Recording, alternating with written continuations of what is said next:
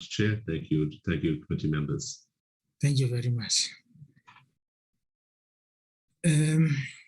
Dr. Tadi.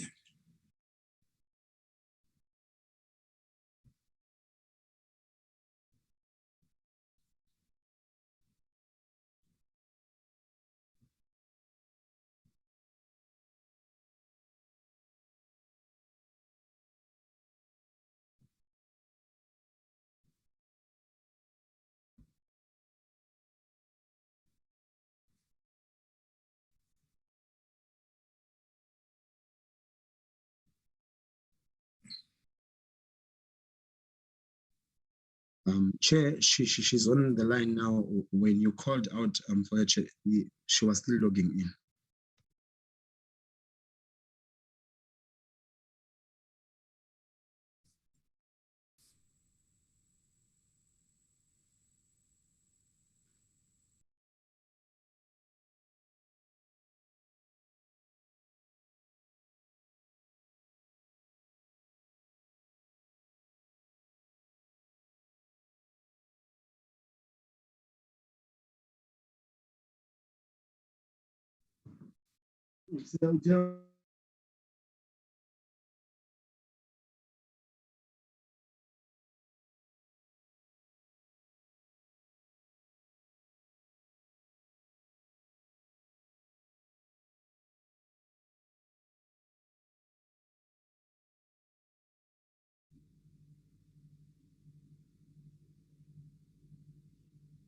Is in, Chair.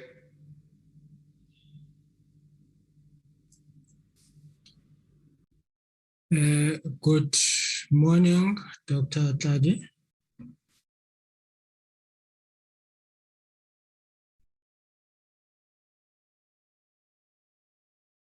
Can we see your face?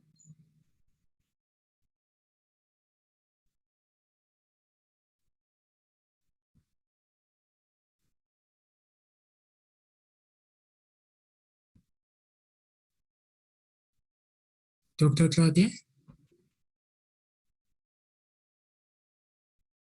See, can you follow with her?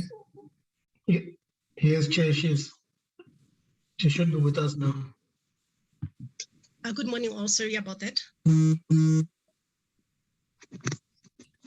Good morning, Dr. Tadi. Good morning, how are you? I'm fine, and you? I'm good. My name is Bulelani Magwanisha. I am the chair of this panel and the chair of the Justice and Correctional Services Portfolio Committee. I will be asking you a few questions. I am only given 5 minutes to ask you these questions and to get responses from you. The first question is that tell us about who you are, your values, your experience, and why do you believe you are suitable for appointment to be a member of the Information Regulator?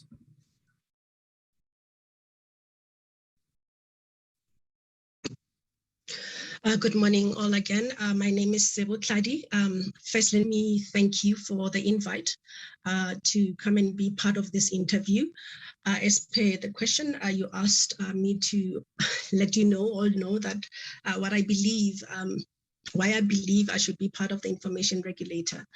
Before I even start, can I just ask that you pardon me? I'm using my cell phone. My laptop is not working properly, and should there be any disturbances, I'll try as much as possible not to let those hinder us in this process. So coming back to the question, having gone back to what this role is about in section 40 of the Paella, I've noted that the duties of this office requires someone who has expertise in the roles that they'll be performing. I think one of those office bearers should be a professor of some sort. I'm not a professor, but some of the duties that I'm doing at work requires me to do most of some of those, especially work in the associate professor levelship.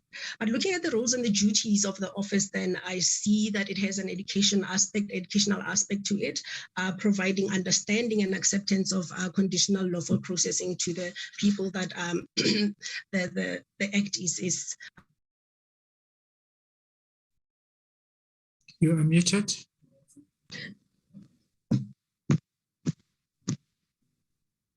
Can you hear me, Chair? Yes, we can hear you now. Sorry about that. Number two, it says it empowers the office to empower. It is empowered to monitor and enforce compliance with private and public bodies. Apologies, I'm just going through my notes quickly regarding this. And one of the things is to issue codes of conduct to the stakeholders out there once there has been consultation, and we've seen that the regulator has done that. Now, coming back to the values and what is it that I believe I can manage in this office, I'll answer this in three ways. I'll first up and my skills to this role. My skills are that not only am I a positive person who enjoys challenges on working on difficult tasks and projects, I'm also having skills and qualities that I have acquired throughout the years in all the portfolios that I've worked in. I'm currently with the University of South Africa, having been a senior lecturer there. It's my 16th year now. And I've noted that most of the stuff that the regulator is doing has an aspect of research as well, and it can border also onto academic instances. For instance, I do most of the... Thank you very much. I am pressed for time. Are you available as a full-time member or as a part-time member? As a part-time member. How will you balance your responsibility of being a lecturer and being a member of the Information Regulator? Sorry, I didn't hear that. How will you balance your responsibilities of being a lecturer and a member of the Information Regulator? Okay, we all have, as a lecturer, of course, I've got duties at work, but how will I balance it is that not only is some of the research that I'm doing bordering on the regulator's door, I'll be able to manage it in a sense that I'm doing some kind of research in that sense. And it's all about knowing how to do the work, having worked in that institution for those couple of years, then I'll manage, the teaching that I need to do, and also the research that I'll need to do. But I will also come in and do the work as required. I do realize that the work, sorry, can I just quickly get in? I do realize that the work requires a lot of work, and it requires people who are disciplined to do the work and who are there. And I'm one of those people who is disciplined and can not only manage, but also will be collaborating with the people that I'm working with in that regard. So I hope I will be able to. Thank you very much. Can you confirm what you have stated in your questionnaire to be true to the best of your abilities? Yes, I confirm. Is there anything that you would want to bring to our attention if found out will bring the reputation of the Information Regulator and your reputation into question? Chair, can you please repeat that? I'm so sorry about the interruptions.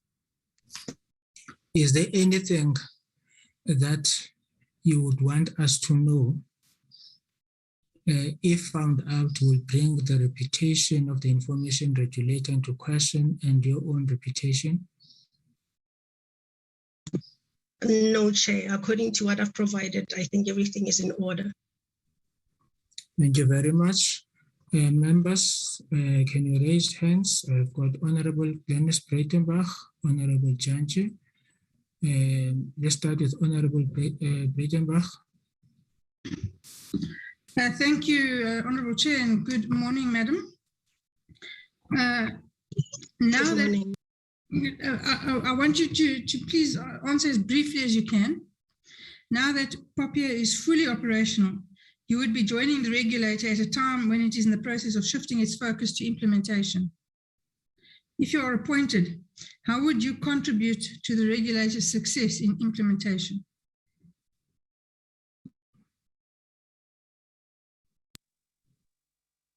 Thank you for the question. My contribution will be coming into the regulator, having seen that they've set up the 5 years. I would come in and acclimatize myself with what has been done at this point. And obviously, learning new things, but not only that, bringing my skills and qualities to that. And regarding the implementation process, understanding that stakeholders are also included, then I'll avail myself also to be part of that engagement.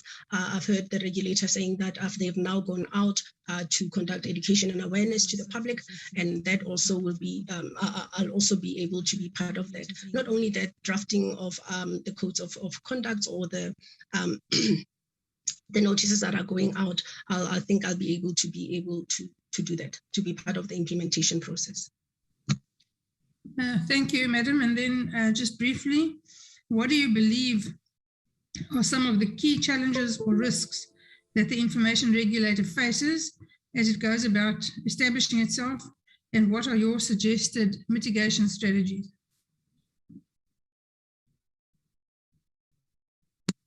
Can I ask that you repeat the first part, Chair? Sorry. Sure. What do you believe are some of the key challenges or risks that the Information Regulator faces as it goes about establishing itself? And what are your suggested mitigation strategies?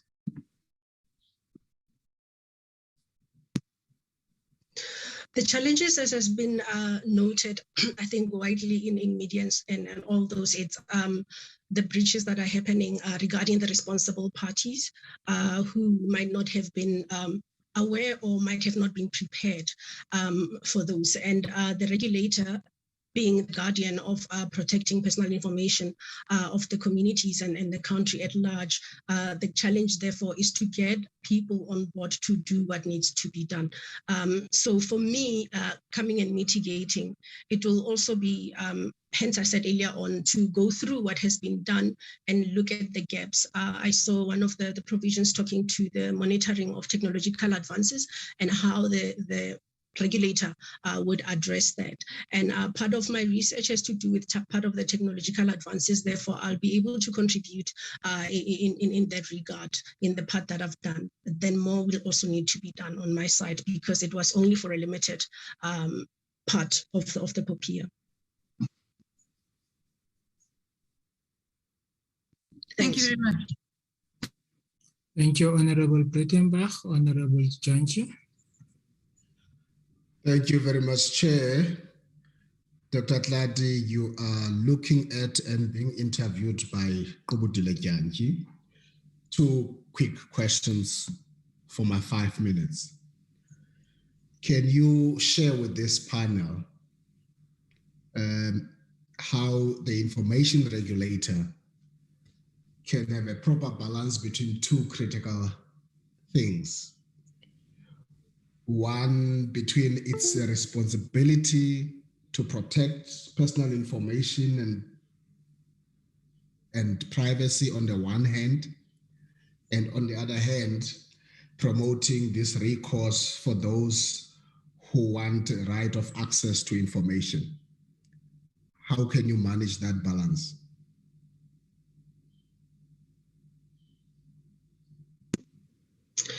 Thank you for the question. Looking at the mandate that the office has and knowing that Paella now rests in the office of the regulator, I think since June this year, the balance will then be, it's 2 rights that needs to be balanced out: the right to access the information by the public, and also the right to protect that information from the people who are processing that kind of information. So how can the regulator balance that out? For now, I can see that they are doing that through the going out and consulting and issuing codes of conduct and guidance notes for the responsible parties or the public bodies that needs to be that are responsible for other issues in that relation. So it's all, in my opinion, then to balance it out, it's to get all on board, whether it's the responsible parties or the public bodies, to equip those groups of people to do what needs to be done, to do their part so that the regulator can offer that. Let's pause there. I'm interested in how that balance can be maintained.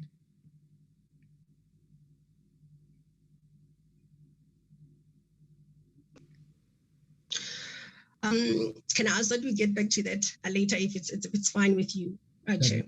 That's fine. And And as I go to the next question, just don't touch your phone, leave it, just speak, because every time you touch it, it eats into your time and my time. My second question is process of accessing information set out in Paella is regarded as very cumbersome and tedious. And what I'm interested here that you help us with as this panel, what kind of steps would you initiate if you are fortunate to be a regulator? The kind of steps you would initiate in order to enhance community access through the Paella procedures. Got that? Yes, I got that. Procedures to enhance access of that information.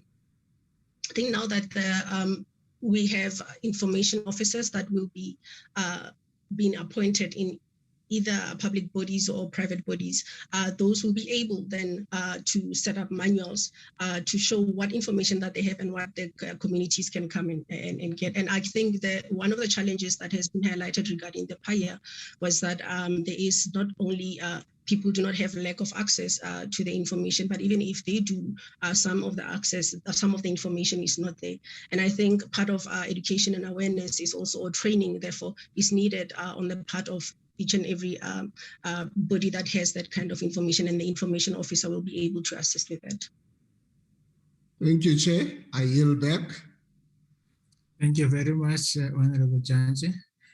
Honorable Ramolo Beng.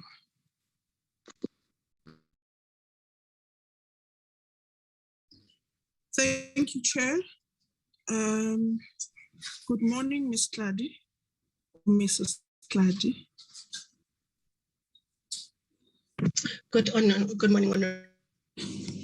My name is Khomotso Ramolobeng. I'm a member of the Portfolio Committee of Justice and Correctional Service. Therefore, I would like to ask you a few sets of questions.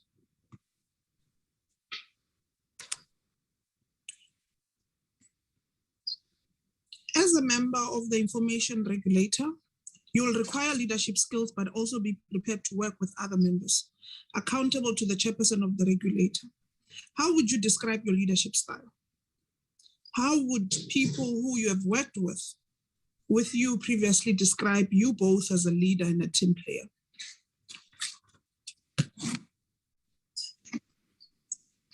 My leadership style is such that I understand that whoever that I'll be leading, then I'll be serving them. It's all about understanding, bringing all on board and understanding their skills and their qualities that can bring about the fruition of the project that is that is at hand.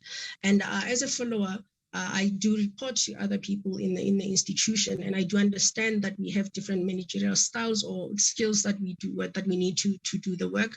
Therefore, I do follow, meaning doing due dates and getting into meetings. But also, if I do not understand something, then I ask the people that are in charge how we can go about doing things. So as a leader, it will be serving the people and being with them one step at a time to get to where we need to go to, and not lord over them.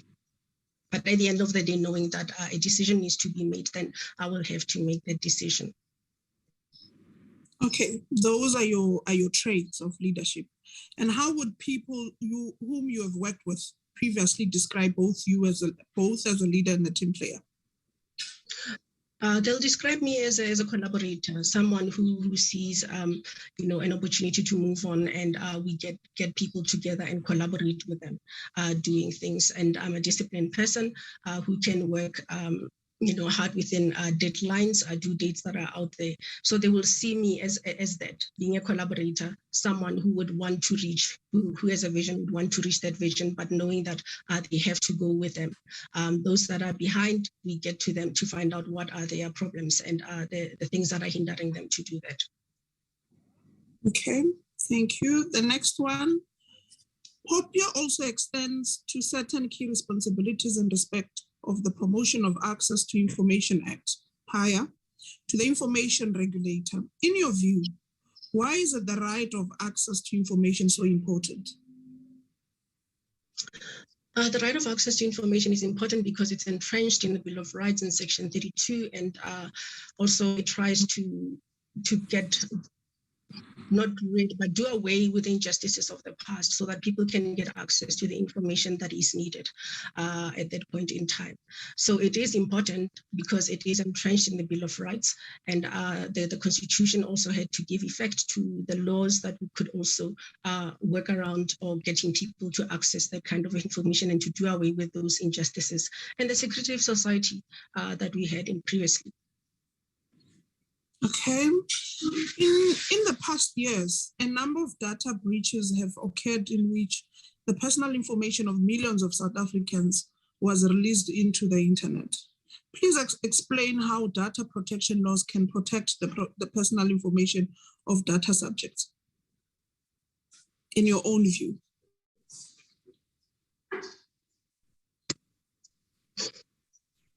Thanks. So the regulator can protect the data of users by making sure that the lawful 8 conditions of lawful processing are in place, that information is processed in a lawful manner, in a reasonable manner. They are accountable, the people who are doing that, and also giving data subjects the rights, to have their information and to see what someone has on their part. So how they can do that at this point in time is to consult with the people who have been breached, if those people haven't been to the office of the regulator to let them know that they have been breached. So monitoring and enforcement of such breaches is important, and the regulator will be able to do that. But I think also at the core of it is also understanding the community and the individuals, knowing that whatever that they're leaving behind is a digital trail, and they need to understand who can have access to their information so that they also put some measures in place on their part. And education and awareness also goes a long way in that regard. Thank you, Mrs. Tladi. Thanks, Chair. Thank you very much, Honorable Ramolube. Honorable Horn. Oh, sorry, Honorable Chela.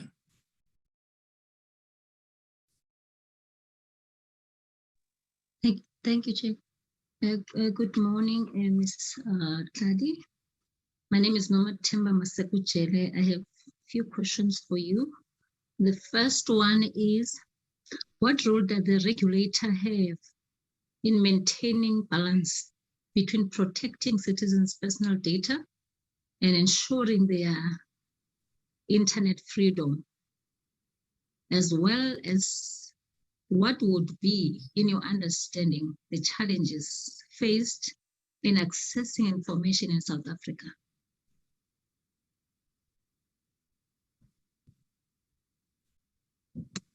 The first one is protecting data. Maintaining balance between protecting citizens' personal data and ensuring their internet freedom. The role, yeah. Thanks, Honorable.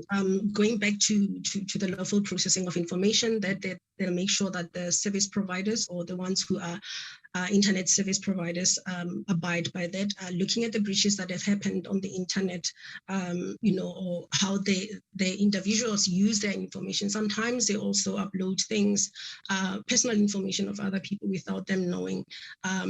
And sometimes it's even has to do with friends or family, but they do upload information of people who do they know. So in that regard, while people have the freedom to move on the internet to do things, they must also know that what they are doing, they are, doing things beyond the law, and they might be are stepping on other people's privacy rights. So what the regulator can do, I've seen with regards to whether it was a Facebook issues, they had issued media releases to tell a specific government department to refrain from showing one person's photo, especially if it's linked to that person.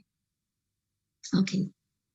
What would be, in your understanding, the challenges faced in accessing information in South Africa?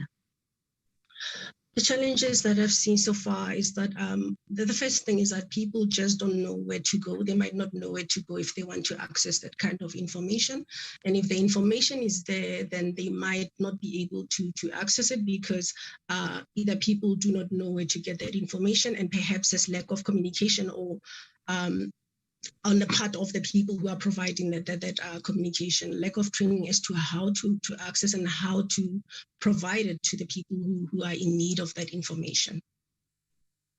And lastly, Ms. Tladi, in your view, how can the information regulator ensure that there is improvement in compliance with Paella legislation?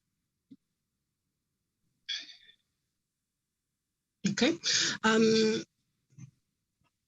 On my side, I think it's also going back to what the role of the public and the private bodies. It's not only the information regulator who can regulate and monitor, but the others also need to come on board and do their part. So how can they do that?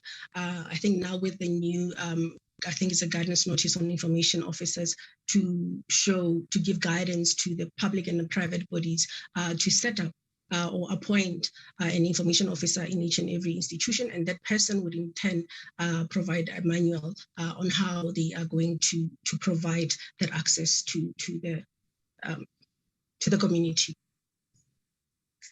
Thank you very much. That was the last one. Thank you, Chair. Thank you very much, Honorable Jale. Honorable Werner Hoorn. Thank you, Chairperson. Good morning, Dr. Tladi. My name is Werner Hoorn. I'm a member of this committee. My first question to you, Doctor, is around the right to privacy, which we all enjoy. It is so that, of course, POPI, which established the information regulator, deals primarily or to a large extent with this right, but other pieces of legislation also deals with it. And we had a situation now in February this year in the Amabungani case where the Constitutional Court held that certain portions of RICA is unconstitutional, and it specifically deals with the process to be followed by the state to get permission to do communication surveillance. Now, Parliament has 3 years now to fix this deficiency in RICA, and given that the information regulator is also, of course, tasked with guarding over our right to privacy, what advice would you have to this committee when we embark on the process of fixing that deficiency? And do you see the information regulator playing possibly a role in, or can we entrust a further role to the information regulator when we amend RICA to fix the unconstitutionality? Thank you. Thanks. One of the exemptions or the exceptions of the POPIA is that it doesn't apply to personal information that has to do with state of national security. So in this case, then perhaps resolving this kind of an issue, going back to the drawing board to see what is it that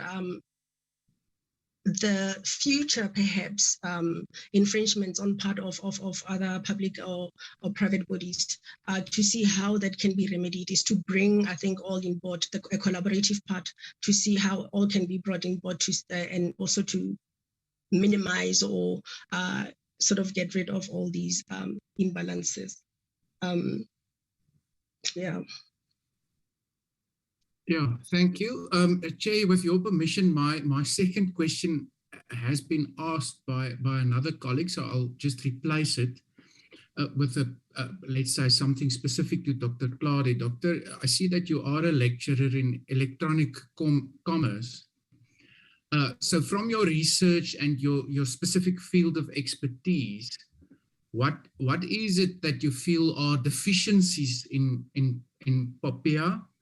And how would you feel that the law should be amended to fix those, if you have identified any? Okay. since Paella deals with everything information, whether online or offline, in my research, what I have found is that the gaps, especially now with the direct marketing provisions, that individuals are being approached or solicited to interact or to buy into the direct marketers things. And what I've realized is that while Paella repeals the act, it has brought about the opt-in mechanism whereby people can opt in. So you can only be approached once and only when you've given consent and there is a relationship between the customer and the marketer. But what has been realized is that it's a soft opt-in, hence you are approached, whereas other jurisdictions would apply to a strict opt-in mechanism whereby you are not approached, but there is that kind of a relationship. So we'll see how it goes, because from 2013, we've seen that people have been approached and they'll continue to be approached. And I think now it's also tackling the social media platforms. How can Paella get into those and enhance on the research that is out there? Thank you. Thank you, Chair. Thank you very much, Honorable Horn. Honorable Ngola. Thank you very much, Chair. My name is Ngola. I'm the member of this committee. Greetings, Dr. Tladi. Good morning. Thanks. Yeah, Chair, I intend to have one question. Dr. Tladi, you once worked for the South African Revenue Services, and it? Yes, I did. Okay.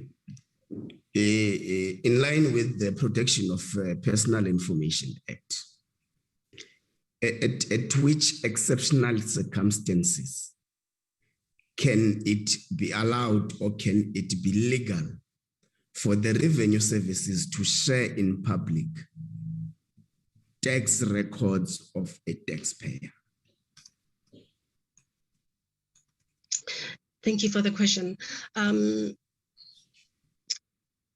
the cuff, I'll just say, if the tax record or it doesn't put harm to the person on whom the information is being withdrawn, then those can be released. But also when it shows that it can be that will benefit from that, or perhaps in cases of criminal cases that could show a case where there are criminal matters arising out of it. But going back to the lawful processing of Paella, the information can only be received, or you can approach the data subject to get that information from them, but not someone else to do that.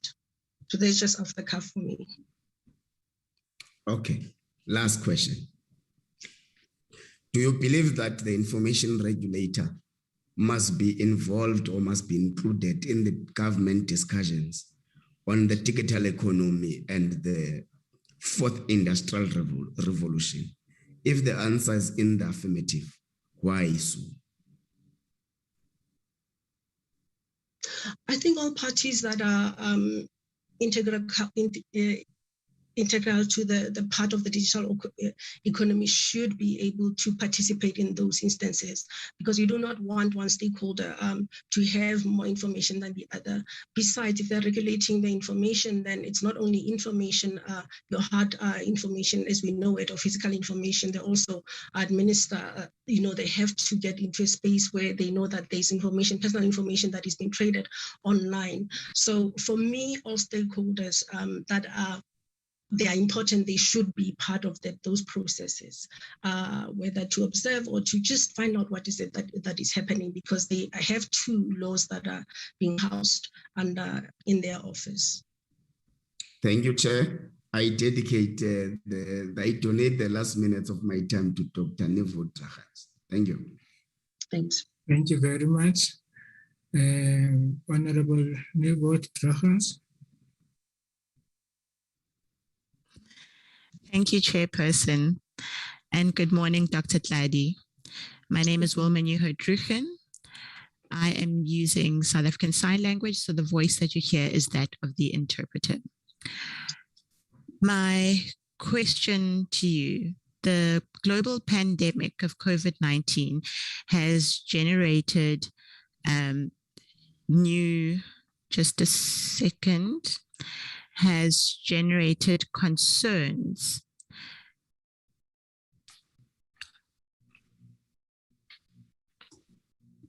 Just a second. Yes, so has generated numerous privacy and data protection and compliance concerns. And there are concerns that the pandemic has acted as a catalyst for increased data sharing. What are some of the data protection concerns that you have identified in respect of the COVID-19 pandemic?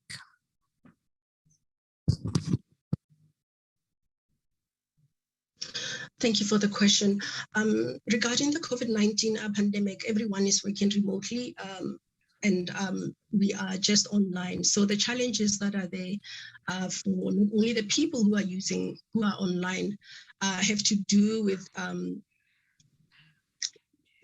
not only the devices or the instruments that they're using not being protected, but they're easily accessible from other and by cyber attacks and stuff. So the issue here not only is it that people do not have might not have access or have access. They might not know, most of them who are online for the first time, how to protect that. And because COVID has to do with the pandemic and it has to do with health issues, we've been going to shops where we've been taking, our temperatures, our, personal identification has been taken, and no one knows really what they're gonna do with it, where they're gonna store it, or how are they gonna dispose that. So those are new COVID measures that have been challenges that have been put in place. They mostly have to do with security measures. Thank you. Thank you for that. And then my next question is that South Africa has just held the local government elections. And elections, by their nature, require that all the different role players, such as the election management bodies, election monitors, or the observers, and the political parties, that they all need to process personal data. Furthermore, digital campaigning is here to stay. It is important that this personal data is processed lawfully. Could you please elaborate further on this statement?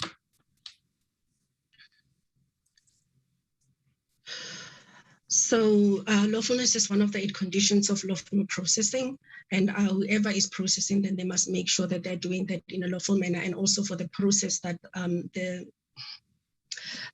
what they're collecting they must use it for the type of collection. Now going digital and people accessing everyone's information, some of the records are public, they're easily accessible. But if we are gonna go by what Paella says, that you have to approach the data subject to get their information from them, not from a third party. Then some of the stakeholders might be treading upon or moving beyond their bounds. In that case, we all know that I think some years back we were receiving calls from politicians, and they seem to have known our names, on a personal basis, and we just didn't know where they were receiving those from. So now with the entrenchment of Paella, then again the monitoring on the enforcement of those provisions of local processes, the Information Regulator will have to go and see where the breaches were and how can they be remedied moving forward.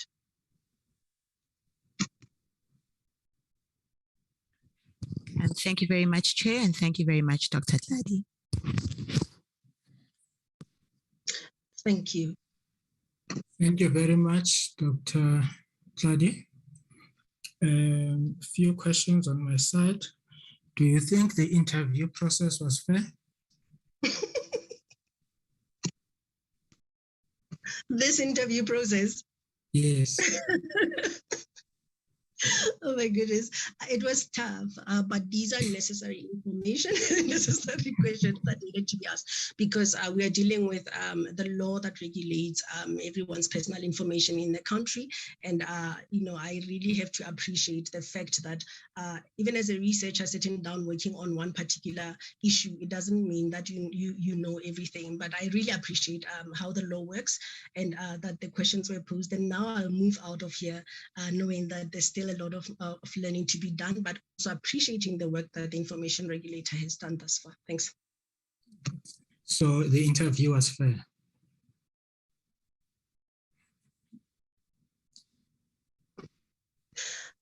On my side, let's just say it was fair. It was all right. Yes, the questions are fair.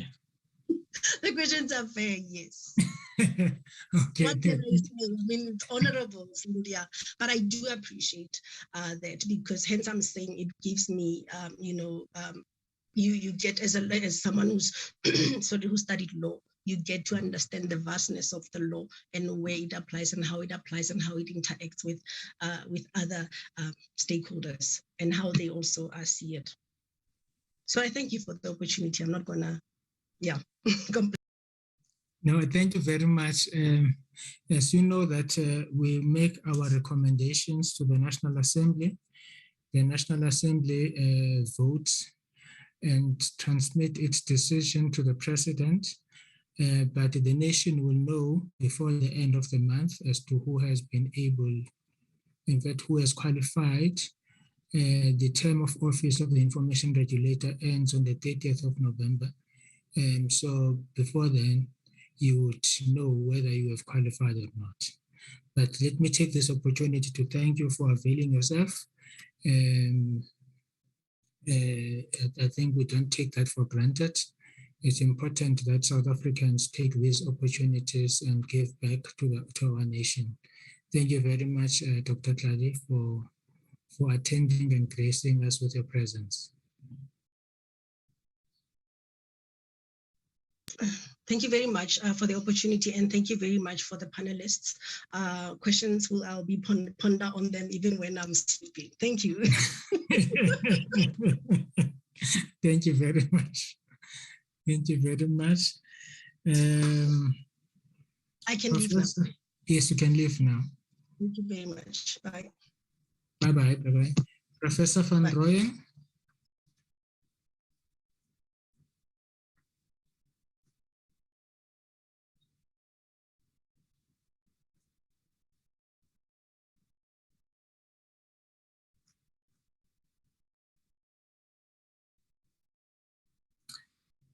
Professor van Rooyen. Chair, it would seem Professor van Rooyen is not connected to sound. Yes. Can you assist him, Sia or Bonani?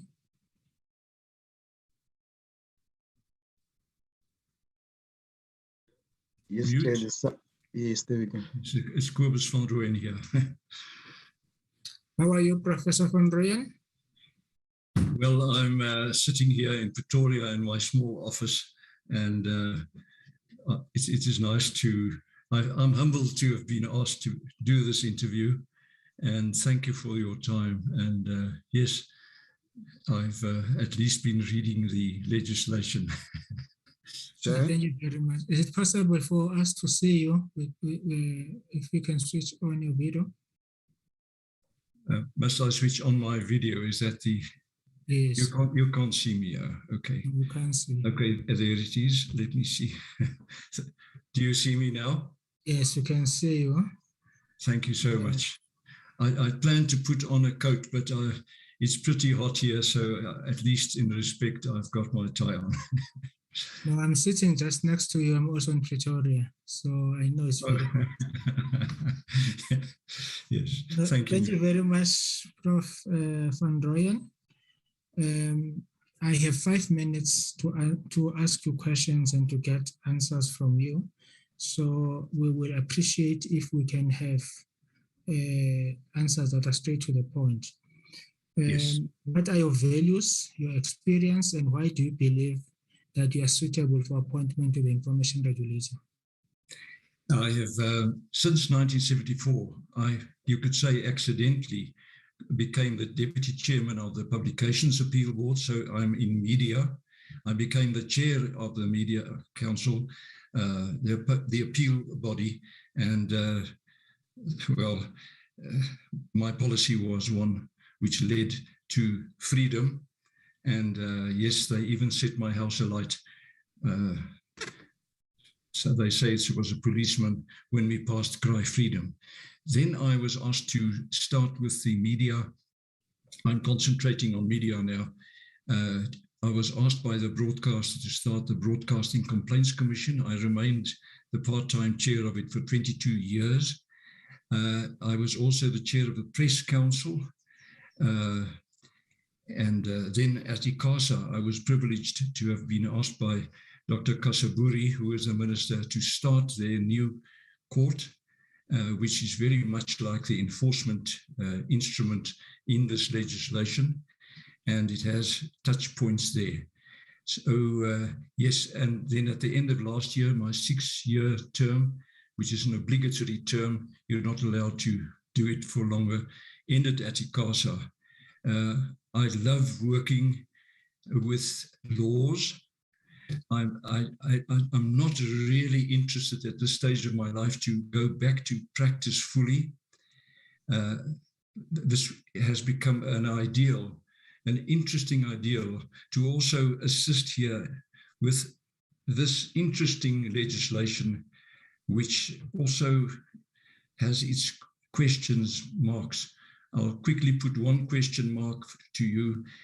Right at the end, there's a rule which says that damages can be paid without intention or negligence.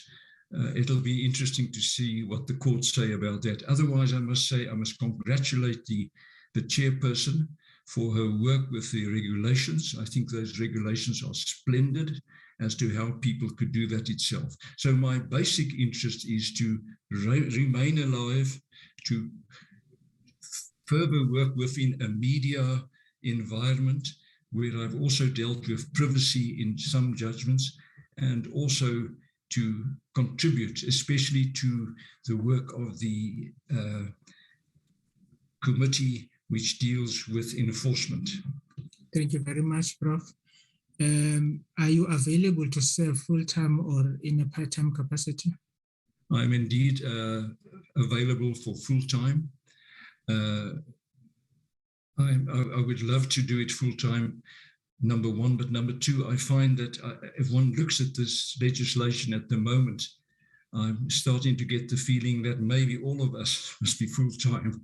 There's much to be done, much to be planned, much to be put over, and I would be available full-time. Okay. So what is going to happen to your other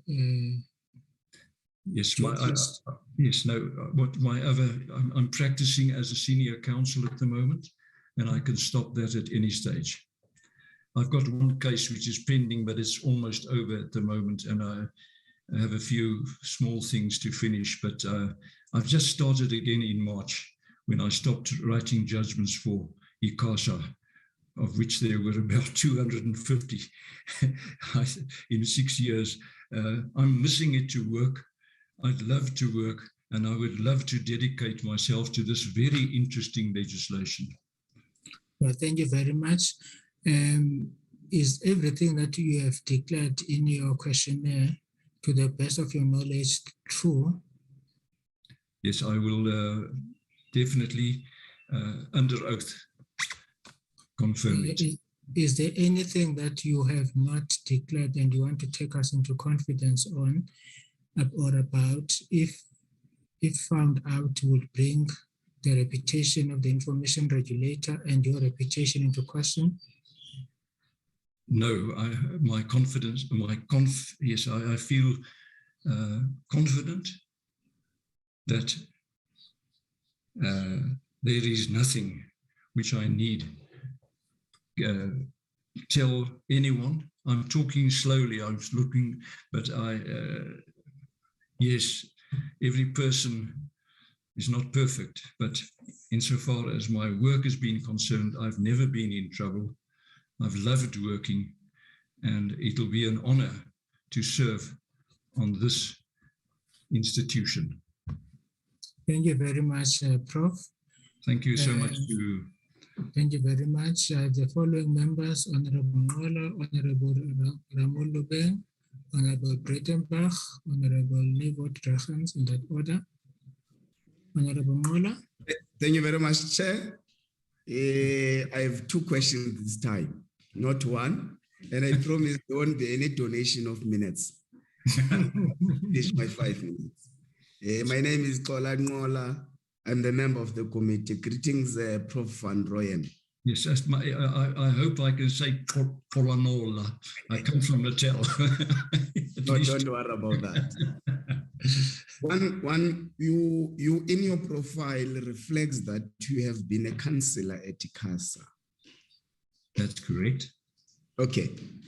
The first question goes on the balance between Paella and Paella. Yes. Yesterday, there was a Pretoria High Court ruling that instructed SARS to give to the media tax records of a taxpayer I won't mention by name. Yes. That in itself has brought a conflict of ideas in society. Some saying there is actually a conflict between the Protection of Personal Information Act and the Promotion of Access to Information Act.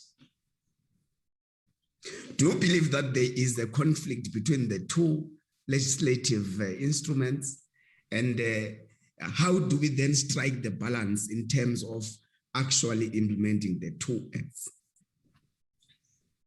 I have found that judges, and I've had the privilege of doing 14 terms or 12 terms myself a number of years back, except now for ICASA. But this is how it works so often, is that a judge sits in a situation where 2 rules conflict with each other, and even 2 laws. And then he has to do his best under the circumstances. He might be able to throw it out, but if there's a good case made out and he believes that the case has been done correctly before him, that's the decision. Of course, there's an appeal, application for leave to appeal in a case like that. But this is the thing of being a judge. You're stuck sometimes with very difficult rules, as you might be in the legal profession yourself. Okay, let's pass that one. The next question is, why is the impartiality and independence of the Information Regulator so important? Because it works with public interest of a very, very wide world. What was so interesting to me is to see that there's even provisions for people who have different styles of religion. It even opens, gaps for those people. The act has been written, the 2 together, in a fantastic way, in fact, balancing, looking, and not forgetting anything. Even then, leaving openings for the BCCSA would be looked after, doing its own work. The same with the Media Council. The same with other, the Films and Publications Board also has an enforcement board now. I looked at it the other day for them, and which would be chaired by a judge. So I think it's a marvelous piece of legislation which has taken some time, but to balance interests. And I think that the Enforcement Committee has an interesting work. I'm a little concerned that I was hoping that it could be, as at ICASA, it could come to a decision itself. But now the question of damages also comes in. And when damages comes in, it's better to go to a court. So when there's damages, you have to go to a court, and then I'm sure there'll be support for poor people to go to court. And it's interesting that negligence is not a requirement, and intention also, it's only damage. It's very interesting. It might be something they can take to the Constitutional Court. But yes, that's Okay. my answer. Lastly, Chair, there is an ongoing discussion by government on the fourth industrial revolution and the digital economy. Do you think that the information regulator should be included in those discussions? And if so, why? I think it's not that the information regulator would say, I have a right, but it would be very wise to pull the information regulator in, because the function of the regulator is a wide one. It is extremely wide. It really goes everywhere through our country. Every moment of one's world has to do with the media. And therefore, the information regulator, with its wide job, a very wide one, might as well also take part in it. Why not? Thank you very much, sir. Thank you so much. Thank you very much, Honorable Mola. Honorable Ramolobe. Thanks, Chair. Good morning, Madam. Good morning, Mr. Van Rooyen. Good morning, Madam. I can see your face there. Is it? Yes. No. Is it Breitenbach? I'm not sure. No, it's Honorable Ramolobe. Mine, the video is off. Okay. Pleased to meet you, Madam. Okay. As I've already... Honorable Ramolobe, is it possible that you can switch on your video? Chair, it's possible. I'm not sure if I'll be able to put it correctly. I can see you very well, Madam. I'm trying to make sure that it doesn't fall.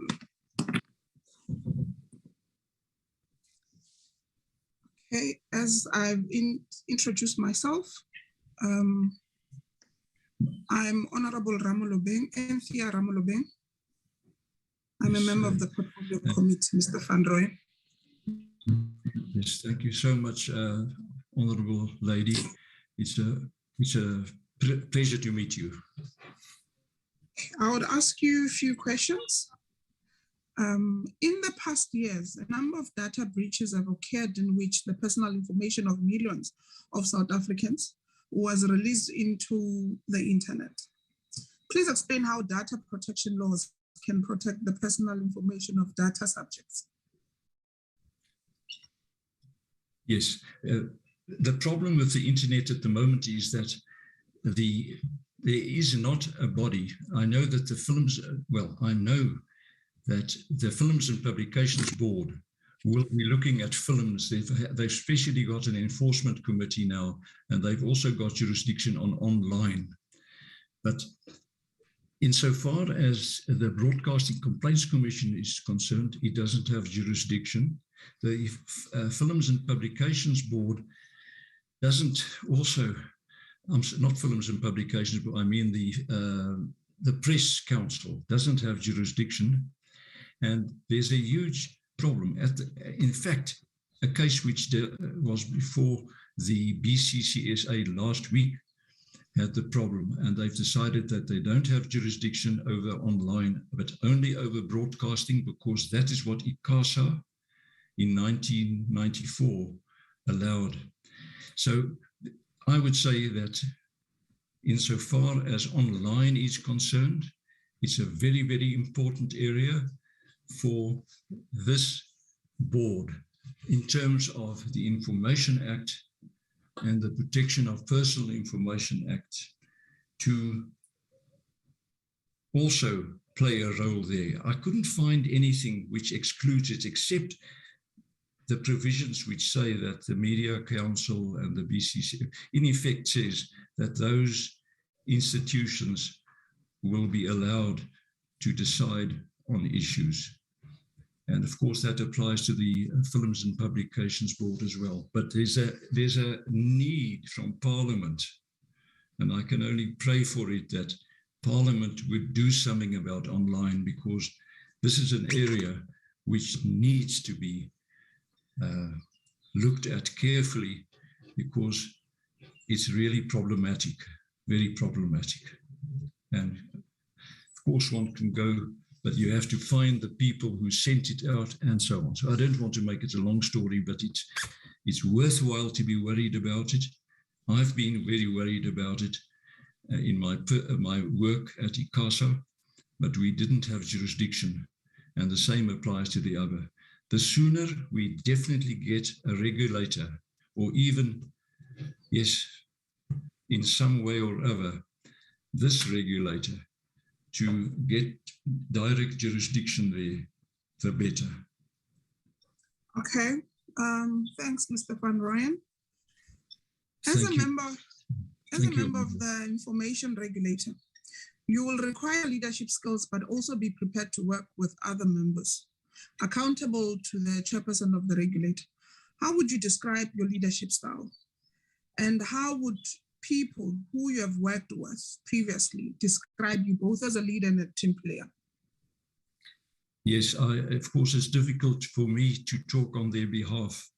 But what I did at ICASA, and I was a councillor, and then I was chair for 6 years, and I have the absolute confidence that I've been congratulated. The first thing which I did was to say to everyone, please stop attacking each other on emails. You know, you lose your temper and there you go. Come and let us discuss. Let us be friends. I'm your chairman. And that was so, it worked so well. And I'm so proud for this last experience, especially, that my senior manager who worked with me could say, yes, you have brought peace by this way. And the other one was never to be smart and order, but always discuss in a friendly way with people. And yes, everywhere where I've functioned, that has been my ideal. And I hope others would also see it that way. Okay. Thank you very much, Honorable Ramul. Thank you, Honorable. My time is up, Chair. Yes, it is. Okay. Thank you, Mr. Van Rooyen. Thanks, Chair. Thank you, Honorable. I hope to meet you again. Thank you very much, Honorable Glenis Breitenbach. Thank you, Honorable Chairperson. Good morning, Professor Van Rooyen. Good morning, ma'am. My name is Glenis Breitenbach. I'm a member of this committee. Yes, I have 2 questions for you, and please bear in mind, sir, that I'm a great admirer of brevity. The first question is, now that POPIA is fully operational, you would be joining the regulator at a time when it is in the process of shifting its focus to implementation.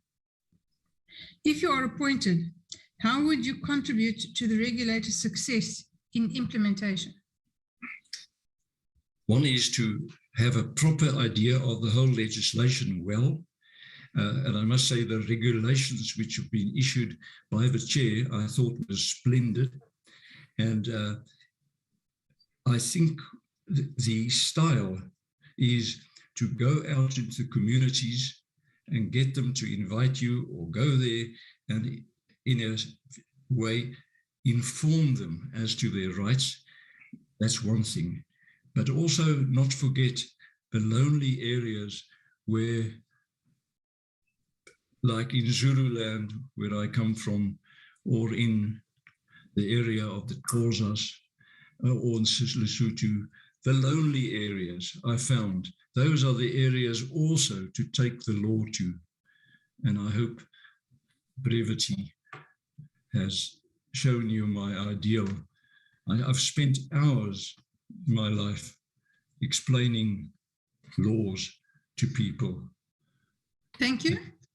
My second question, Professor, is what do you believe are some of the key challenges or risks that the Information Regulator faces as it goes about establishing itself? And what are your suggested mitigation strategies? I didn't quite get the point. I'm sorry. Sure. Sorry. What do you believe are some key challenges or risks that the Information Regulator faces as it goes about establishing itself? And what are your suggested mitigation strategies? So the regulations which make it possible for organizations to set up their own rules and then send it through is going to be a very important part. And in that sense, we will have to meet with these people. We have to have an office which would be open and never look as if we only have one point of view, and reaching out to people and helping with an open door policy, and never being so smart that you can't mix with people and get them on your side. And I think that I've tried this in my life and it's worked. Yes, it's worked. And I'm very willing to put 10 hours a day into this. Although I'm getting older, I've been working hard and I miss work. I've been working hard and I'm prepared to work hard. Put it that way, short. Thank you very much, sir. Thank you so much, ma'am. Thank you very much, Honorable Breitenbach. Honorable New Vote, Druchen.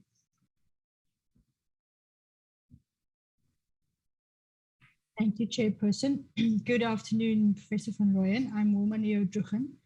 And good afternoon, ma'am. I'm here as a member of Parliament. I use South African Sign Language, and the voice you're hearing is my interpreter's voice, Trudy. Thank you, Honorable. The global spread of the COVID-19 pandemic has generated numerous privacy and data protection, data protection and compliance concerns. There are concerns that the pandemic has acted as a catalyst for the increased data sharing. What are some of the data protection concerns you've identified in terms or in respect of the pandemic? Well, as a family, we have and friends, just as a local thing, that kind of contact is missing. And South Africa needs people to talk to each other. And it was a hard time in that sense, but a necessary time. That's the one thing. The other thing is to make sure that we all wear our caps over our mouths and have understanding for the president in a very tough time. And I think government has really dealt with this whole problem so well. And I'm proud to be someone supporting government. And it's just been an impossible task. We can't just push people out into there. But for our regulator, which is so media involved, it must be important to also take part in this planning for the future. I think we cannot just sit there and say, this is what the law says, because the law is wide open. This is a very special committee, a special body, and it goes to the heart of the people, privacy and protection and information. And I remember how it worked. I had to explain to thousands of people in the 80s why we were opening up publications control, why we unbanned the Freedom Charter, why we did that. And I had to go back to people. But talk, it did help. Not absolutely. Some people you could never convince. But yes, we must be out there. And even if it's not definitely there, but open to talk to people.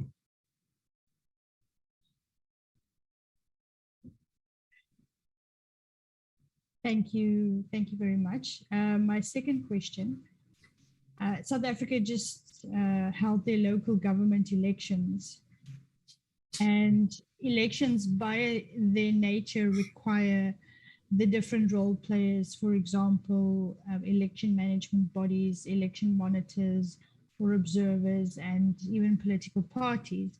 It requires them to process personal data. Furthermore, digital campaigning is obviously here to stay. So it is important that this personal data is processed lawfully. Can you explain that, processing it lawfully, to me? Can you elaborate on that, please? My experience is that the South Africans have reached a stage where they've learnt to talk and discuss and be friendly. It was interesting in the newspapers to see opposition parties greeting each other. Although in spite of a few things which have happened, core of the matter is South Africa is ultimately moving towards each other. Unfortunately, for my own people, there are many who have not become accustomed to the new world. But my own experience has been that so many people are starting to see that it was worthwhile to change. I was privileged to have done a small bit already in the previous 80s. And I remain thankful and full of gratefulness that I had that opportunity. And I think this is about South Africa. People talk, and this is wonderful. I'm sounding like a preacher, but that's the best I could say. Okay, thank you. Thank you, Chairperson. Thank you. Thank you very much, Honorable Neville Dragons. Honorable Maseko Jele. Thank you very much, Chairperson. Good morning. Good afternoon, good afternoon, Madam. Good afternoon, yes, thank you. My name is Noma Temba Maseko Jele. I'm a member of this committee, and I have only a few questions for you. Without wasting any time, I just want to find out, South African Human Rights Commission seem to have concerns that the right of access right of access to information is not being fully or consistently realized. So my question to you, Mr. Van Rooyen, is that how can the Information Regulator ensure that there is an improvement or improved compliance with Paella legislation? Yes, of course it is a problem, and I agree. We have, in a certain sense, not reached that stage, and I agree fully with the Human Rights Commission that, and I know they work hard and they look into a system, but the answer still lies with talk and talk and talk, and they must be placed in this position like that. But with us, if I may say us, with the regulator for which I have applied, I think I was so impressed really with the manner in which the regulations are published by the previous chair, and I hope this next chair as well, is so well done. Those regulations spoke to a community saying, community, build your own ethics, build your own rules, we will help you. And it's magnificent that we are ready, that this regulator would also help people to go to court. My impression is it is the best helping hand institution which we've ever had, because I'm very close to media. Media has become my life, and we are dependent on it. And the problem is also money, and that there must be ways in which the state can help so that we can get media without taking them over. We can't take them over. That would be wrong. They must be free. They must talk. We must. All right. Thank you. Okay, thank you very much. Sorry for that long. No, it's okay. The second one would be, what would you say is the role that the regulator have in maintaining balance between protecting citizens' personal data and ensuring their internet freedom? Yes, I think, unfortunately, South Africa has deteriorated in this area, and that the sooner the regulator would start looking at these special problems of special communities and protect them, because I think so many people have complained to me, just thinking that I'm also involved at ICASA, that people are simply, misusing the airwaves or telephones and into your life. Privacy is one of the most important rights. Freedom of speech, yes, but it doesn't mean freedom to channel you on your phone in the fashion which has taken place. We must have privacy. And let me say this, and I'm sad to say this, because I think of so many homes of poor people who are so stocked that privacy never passes their lives in their homes. And it's very dear to me, this, and I wish somehow we can solve this problem and pump billions into making sure that people have privacy also in their homes. Okay. Now, thank you very much. The last one. In your understanding, what would be the challenges faced in accessing information in South Africa? In assessing information? Yes. Challenges faced in accessing information in South Africa, yes. Well, the best way has always been to get the assistance of professionals in this, but the other thing is also to keep contact with a community. I found that to work, as I said just now, terribly well with the Films and Publications Board, and when we wrote the Films and Publications Act, to go out there and allow people to tell us. We had one lady jumping on the table the whole time, and I allowed her to do that. And I even said to her, we'll pay her expenses. So we must listen to them. Okay, sorry. Thank you very much, Prof. Yes, thank you. Honorable Werner Horn. Thank you, Honorable Chair. Thank you, Chairperson. Good morning, Professor. My name is Werner Horn. I'm a member of this committee. Pleased to meet you, sir. My first question is around the right to privacy, which you have spoken to at length already. And it's based on or in reaction to the Constitutional Court's finding of invalidity in respect of RICA earlier this year in the Amabungani case. And it goes, you would be aware, it is about communication surveillance, and specifically the court confirmed the previous order by the lower courts that the current process in order that is used to obtain permission to do communication surveillance is unconstitutional. So I want to hear your advice to Parliament. We now have 3 years from February this year to fix this.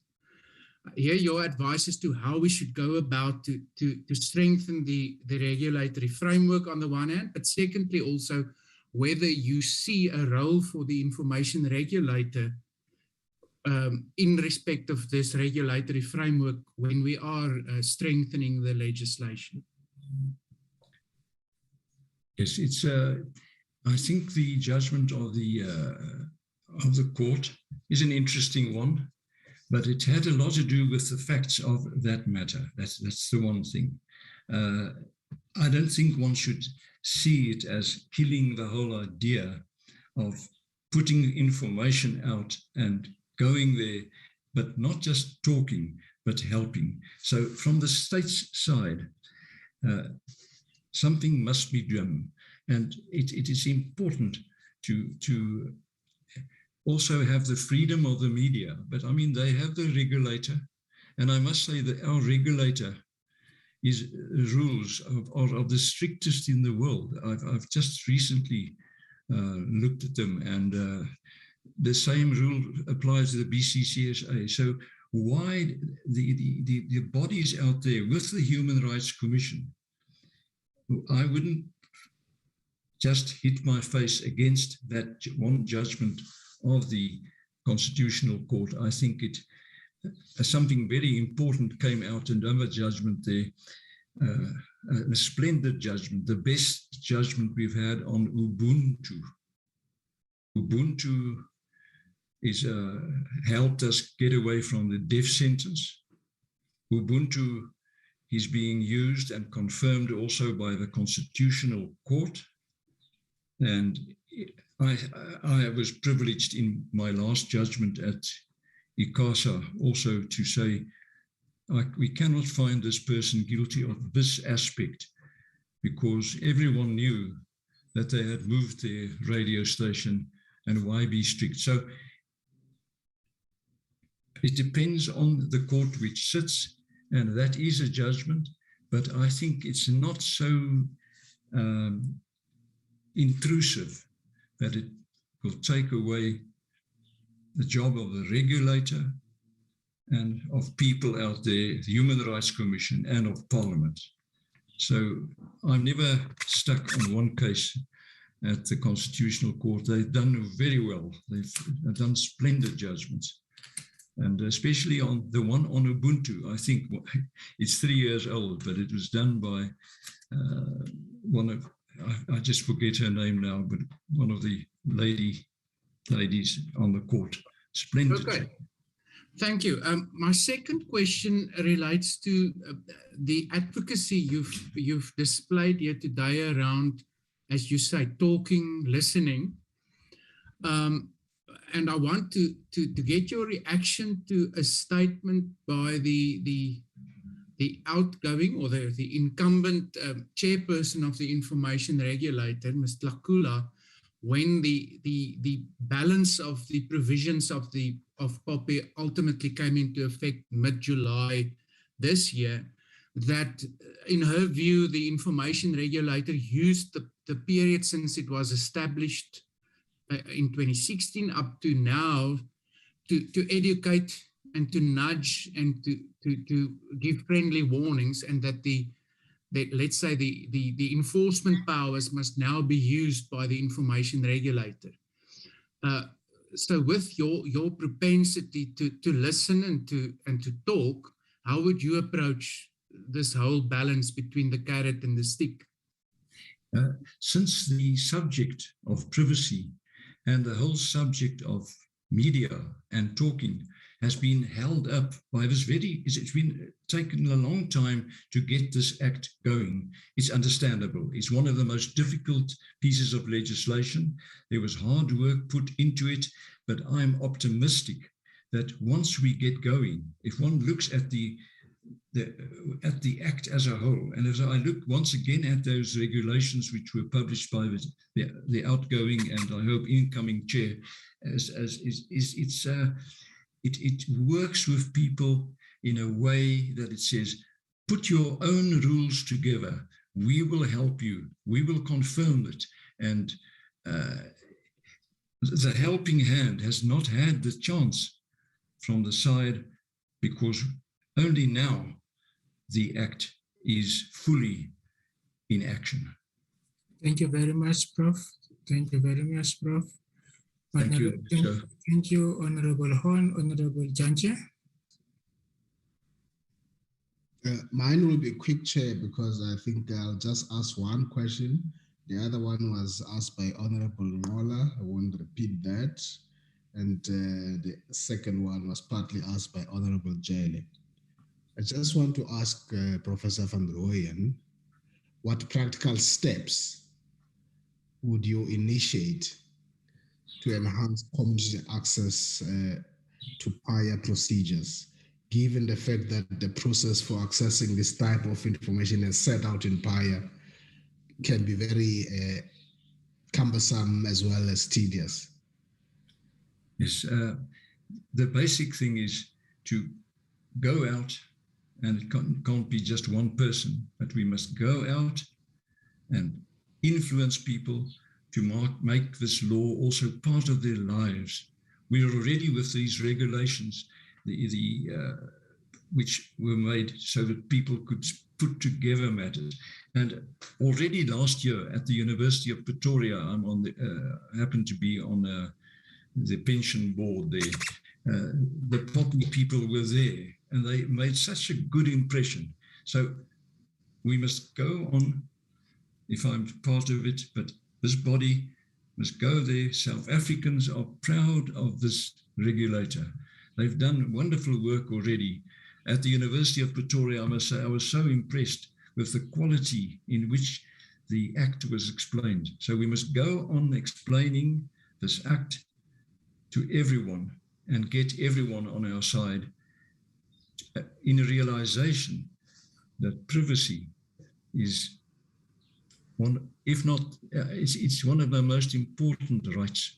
It goes through the whole bench, not just of, but it also deals with people who are poor and people who have been suffering under apartheid.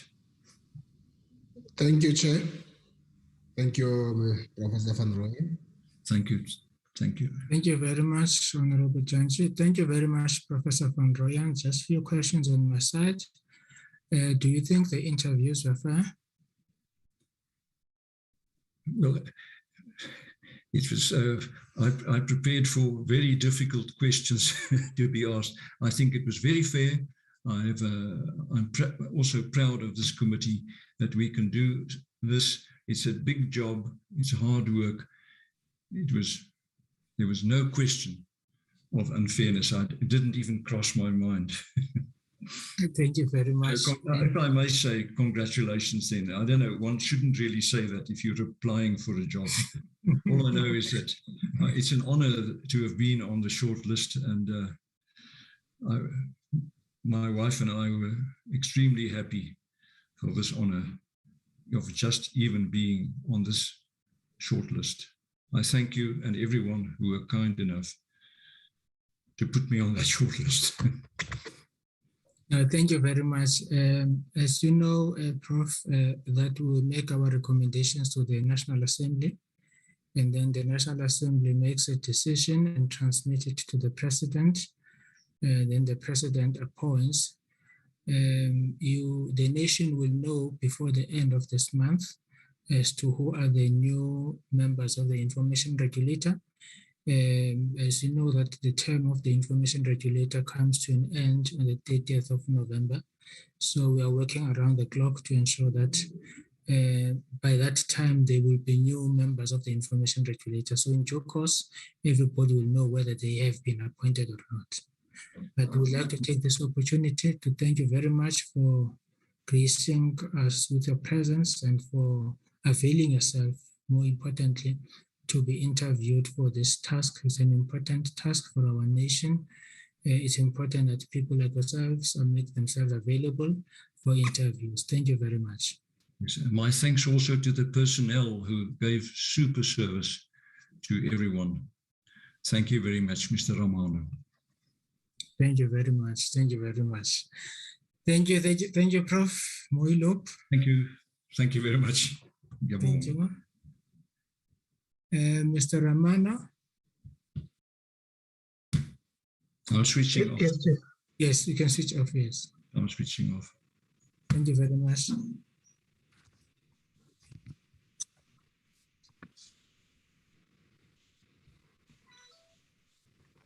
That is a much nicer picture than the previous one. Yes, Chair, I've just said that he now appears very well than the other picture. Okay. Mr. Romano, your guidance? Chair, the next candidate will be Advocate Strom Zama. Strom Zama, okay. Is she ready? Supposed to be the last one. Yeah, she is ready. Okay. So after Advocate Nzama, then we will break until 2 so that members can have lunch. And then we will proceed with Advocate Pensetlakula at 2 o'clock. Members might not have communicated this with you. She is out of the country. So that is the time that she would be available because of time differences. She's attending one conference, I think in Europe. So she asked, in fact, we have accommodated her during that time. Advocate Strom Zama, good afternoon.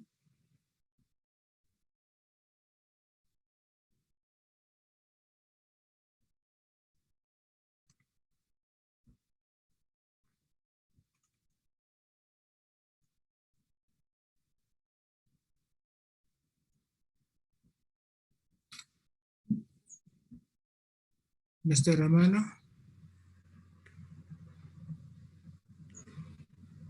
Yes, Chair, she has just unmuted the microphone now. She is on the platform. Eslebune? I think yes, Chair. Honorable Ola has his hand up. Maybe he wants to say something. No, it's a permanent hand, that one. When his hand is tied to the tree. Oh, Chair, it has a legacy hand. I hope, Chair, I'm still audible. Load shedding has just visited us. Yes, no, you are audible. Oh, there's no end to the incompetence. Advocate Lebogang Strom Zama, good afternoon.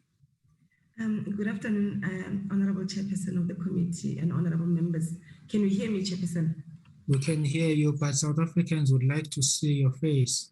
I don't know how Mr. Romano has, I don't know, it doesn't give me an option to show my camera. I don't know what's happening. No, Mr. Romano is very jealous of you. No, that may be. I can see that. Yes, now we can see you. Mr. Romano, stop your jealousy.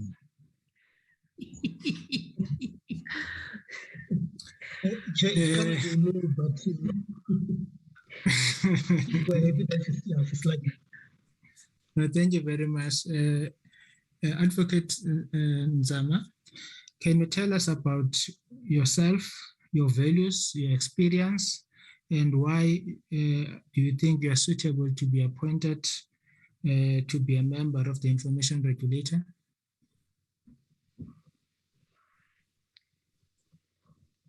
Okay. Can you see me now, Chairperson? Yes, no. Okay, because I can't see myself on camera, but I'll continue. Oh, okay. Thank you very much. Good afternoon, Chairperson and honorable members. I'll start with myself. I'm Lebogang Strom Zama. I'm a mother, I'm a wife. I'm married and I've got two kids. That's me in a nutshell, just ordinary woman, professional woman. There's nothing much with me. I'm just a professional.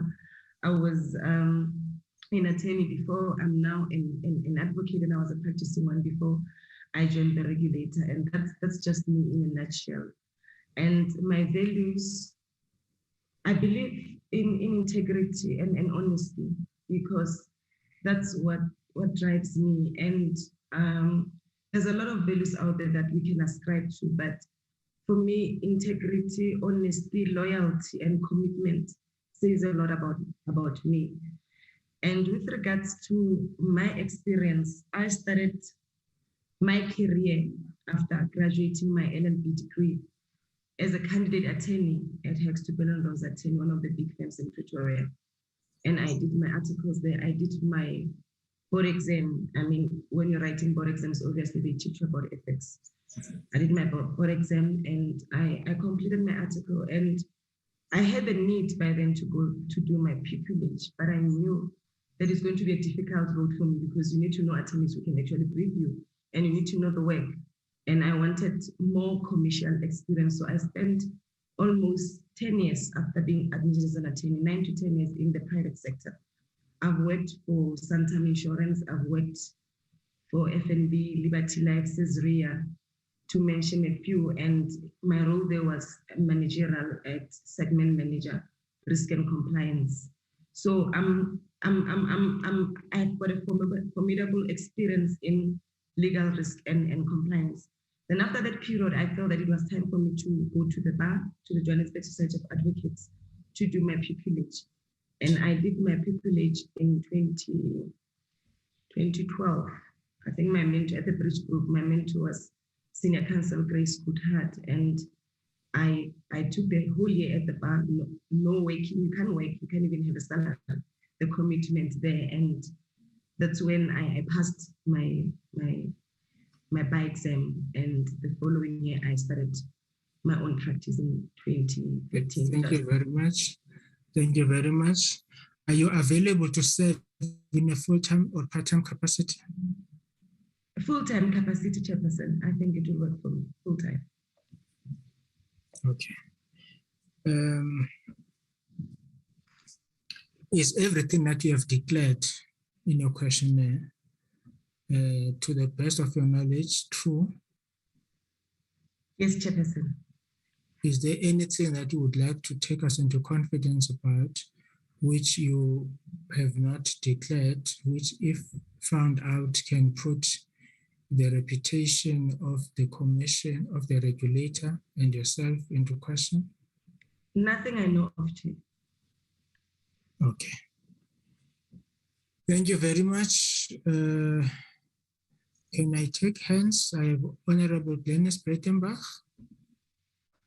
Honorable Breitenbach, can you ask your questions? Thank you, Honorable Chairperson. Good afternoon, Madam. Good afternoon, Honorable Breitenbach. I have two questions, and please bear in mind that I'm a great admirer of brevity. Now that, the first question, now that Paella is fully operational, you would be joining the regulator at a time when it is in the process of shifting its focus to implementation.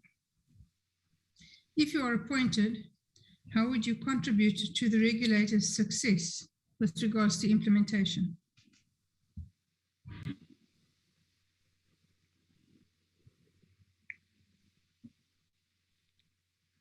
Thank you. You can answer that one and then I'll put the second one. Okay, thank you very much. Thank you, Honorable Breitenbach, for the question. Indeed, the powers, the enforcement powers in terms of Paella came into effect on the 1st of July 2021. And I'm one of the outgoing members. Nothing in terms of enforcement powers, of our enforcement powers, have we executed. Instead, it was more on establishing the regulator because they only came into, the rules powers came into operation on the 1st of July this year. I mean, there are many things that we need to implement. Since then, we've got our enforcement powers. The first issue that I'd like to highlight is the issue in relation to Paella of direct marketing. I think it's one of the areas that we should look into to ensure that our citizens are not even bombarded with this unsolicited communication, because they are still receiving those communications. So we need to show in the public there that we are, because they say the regulator does not have teeth, but to ensure that we do have powers and we can execute those powers. Also, the issue of fees, our Section 111 fees, I think is something that maybe in a year or two, we should look at them and try, together with the Minister of Justice, to try and see how we can, negotiate fees in terms of what data the subject needs to pay in terms of Section 111. Again, there are issue of breaches. I think that's very critical. Cybersecurity, it's a problem in our country. Before the 1st of July, we had one major breach, which was Experian. And by that time last year, we didn't have enforcement powers. And what happened is that we sourced out the services of a cyber expert to go and check experience systems. And the report was that the problem was more on an organizational point of view rather than technical. And what worries us now is the fact that now the very same Experian platform, Telegram in Dubai, have uploaded database of personal information of even politicians. Now it's in Dubai. And, you know, before the coming effect of the act, you will be saying, what can we do now? We don't have, you know, powers. But now there's nothing stopping us in engaging the United Arab Emirates to see what can we do to sort out these matters. And I think I also, in that spirit and note, welcome the coming into effect of the Cyber Crimes Act, because it's going to assist us a lot in dealing with this cyber security. Because if you remember with us as the regulator, it's more on the processing of personal information. The criminality element of it is limited because we do have investigative power as far as issuing warrants, search and seizure. But with the Cyber Crimes Act, there are more powers that our enforcement agencies are being given by the Act. For an example, the South African police services can investigate the matter and even liaise with our international counterparts if they're the host of this cybercrime is in outside the Republic of South Africa. And there's an obligation also on the National Director of Public Prosecutions to ensure that they compile a report on the statistics of the cyber attacks that we receive in the country and how the NPS will be dealt or have been dealt with those issues. And also this Cyber Crimes Act affords our courts to have jurisdiction to deal with this matter, even if they're outside the Republic of South Africa. So the issue of cyber security and security breaches, I think that's where we need to show more enforcement powers, issues of direct marketing, also our live education, and also educating our citizens in terms of continuously open Paella, because I find it more and more our citizens don't know the power that Paella has in relation to processing of their personal information. So those are the key. Take into account, obviously, the issue of complaints, which is a problem in effect that we don't have an electronic system, but that doesn't deter me in doing our job as a regulator or as a committee, because we are starting manually and we are on track. They are being presented and tabled at each committee meeting, which happens twice a month. And again, also, even if we'll have an electronic system early next year, it needs human intervention. You can't operate a system on its own. So it was good practice that we start manually, even though I'm not saying we shouldn't have sought a system, but I mean, we have to come with ways. Thank you very much, Advocate Strom. Thank you very much. Thank you. I don't think we have any more time, Advocate Glenis Breitenbach. No, my time's up. Thank you, Honorable Chair. Thank you very much. Honorable Maseko Jele. Thank you, Chairperson. Good morning, Advocate Lebohang. My problem is that I don't have time. So, and I have 3 questions. So I want you to be very short. I won't allow you like Ms. Breitenbach. So my first question would be, there has been concerns by the Human Rights Commission about the right of accessing access to information, which is not being fully or consistently realized. So my question is that to you, Advocate, how can the Information Regulator ensure that there is improved compliance with Paella legislation?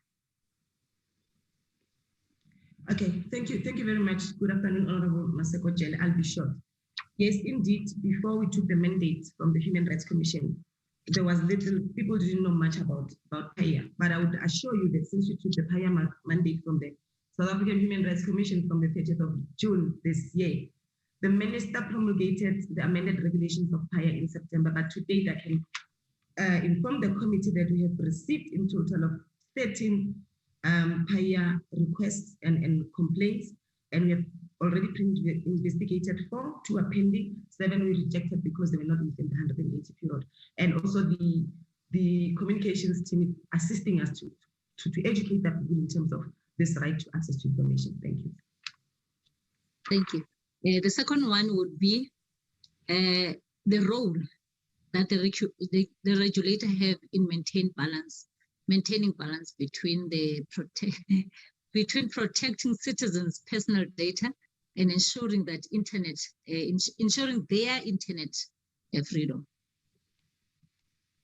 Well, give me the balance, if you can give us the balance.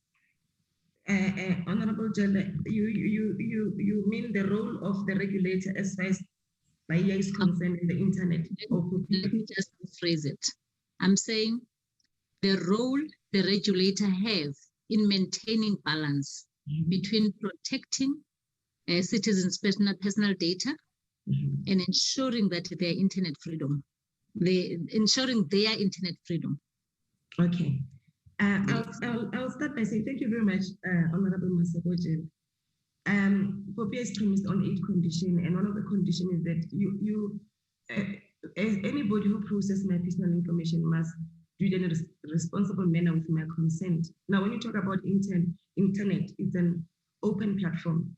I think people must know what they put there openly can come back. So be very mindful of putting your personal information in the public domain, because if it's in the public domain, there's nothing the regulator can do.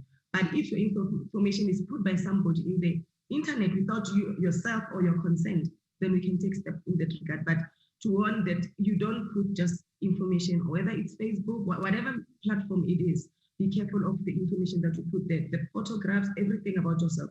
Just be careful. Thank you very much. What would be, in your understanding, advocate the challenges faced in accessing information in South Africa?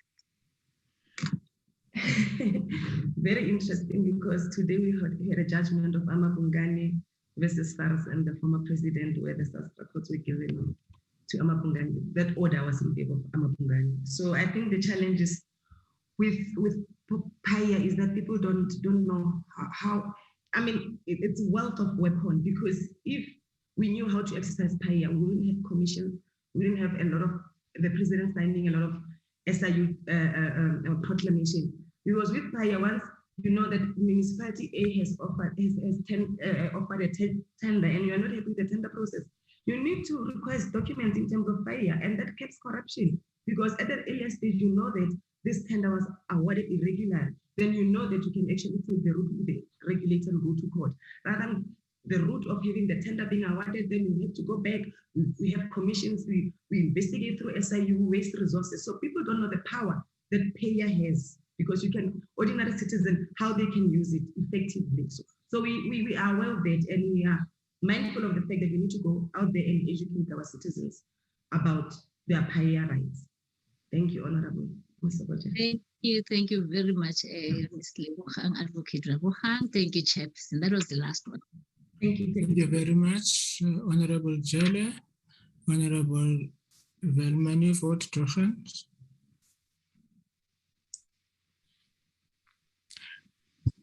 Thank you very much, Chairperson, and good afternoon, Advocate Stroom Zama. I am Wilma Nieuwhout-Drugen. I am using South African Sign Language, so the voice that you hear is that of the Sign Language interpreter, Delphin. My first question to you is, the global spread of COVID-19 has generated numerous privacy, data protection, and compliance concerns. There are concerns that the pandemic has acted as a catalyst for increased data sharing. What are some of the data protection concerns that you have identified in respect to the COVID-19 pandemic? Thank you very much, Honorable Nieuwhout-Drugen. Your question is well noted. As you're aware, when we went on the first lockdown, when the country went on lockdown, we issued a guidance note on how we can maintain COVID-19. I think it's on our website, and in doing so, in capping the spread, but also in complying with Paella.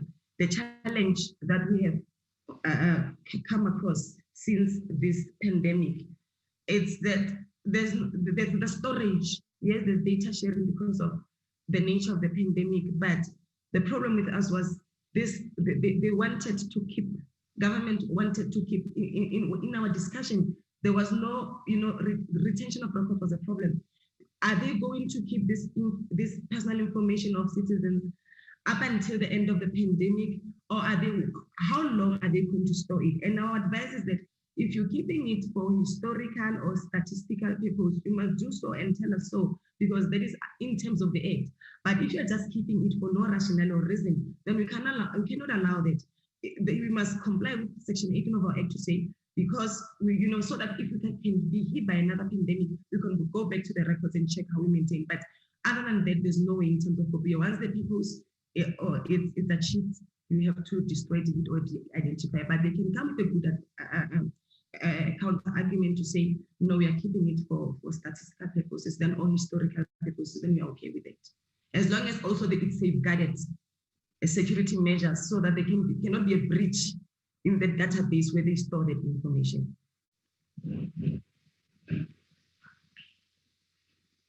Thank you. Thank you very much.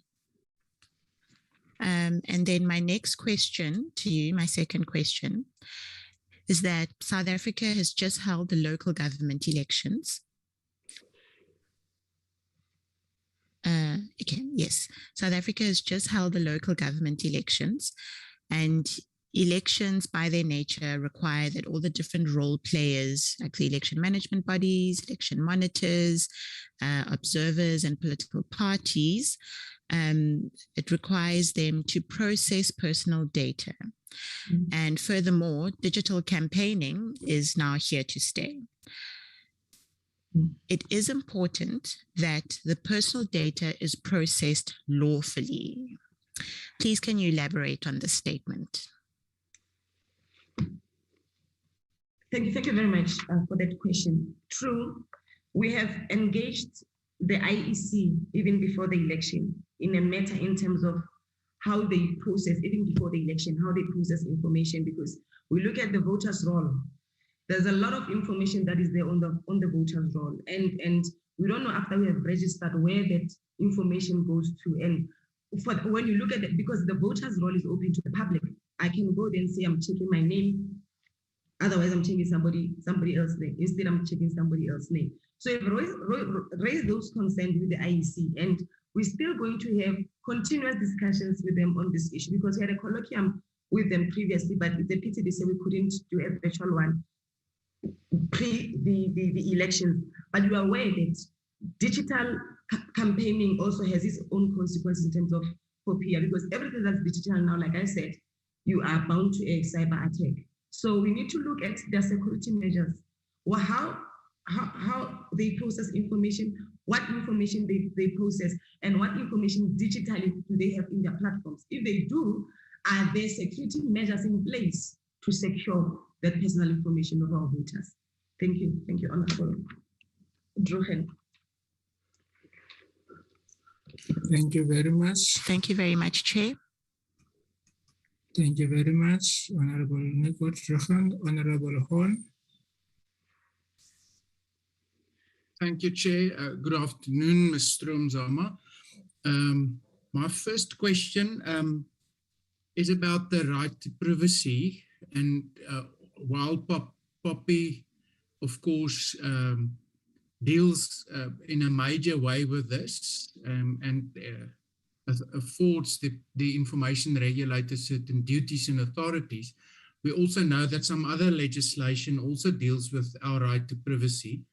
And in that regard, it was important to note that in the Amabungani case in February this year, the Constitutional Court found of RICA was unconstitutional because it found that it invaded privacy in respect of a communication surveillance in an unconstitutional way. So Parliament has now been afforded 3 years since February this year to to fix the deficiencies in RICA. And the finding basically turns on deficiencies in the process to get permission to undertake communication surveillance. So I want to, from your experience at the Information Regulator, hear from you what advice you can give Parliament in respect of fixing this, and specifically whether you can see a further role for the Information Regulator in addressing the issues around the let's say the deficient process which the state at this stage follows to get permission to undertake communication surveillance.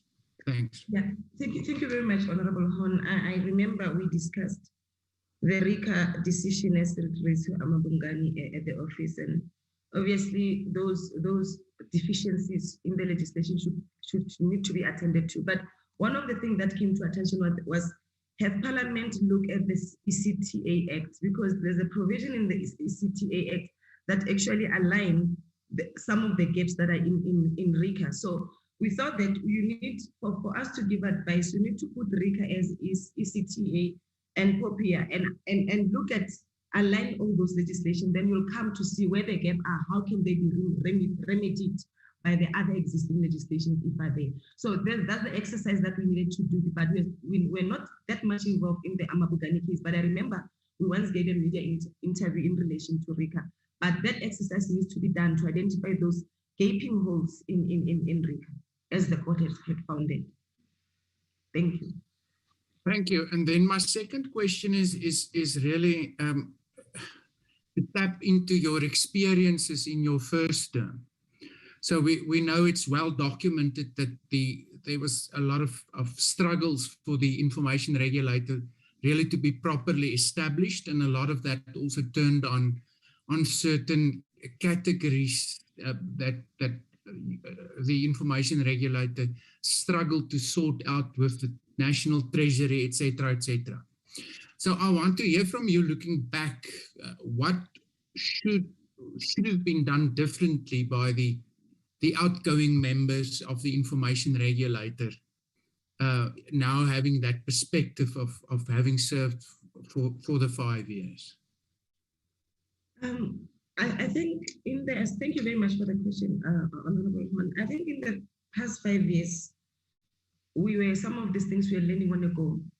And our relationship with various ministries, whether it's Justice, the Department of Justice and Correctional Services, or the Minister of Finance, it was difficult. I mean, maybe now because we are already in there, it's easier to find a way to talk to the minister. By then you will write a letter and the response will come after maybe 6 months. And with Treasury, the problem was the change in ministry, because you'll start talking to this minister, then the minister leaves, then the other one comes while still in conversation, then the minister leaves.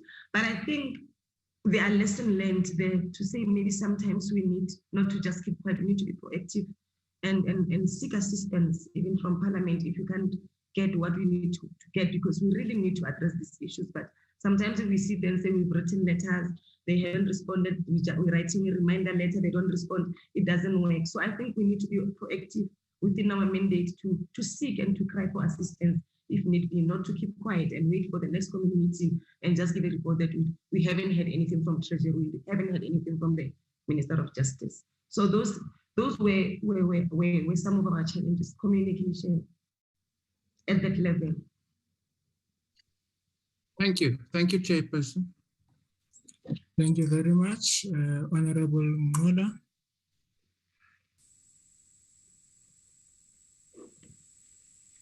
Thank you very much, Chairperson. What time is it?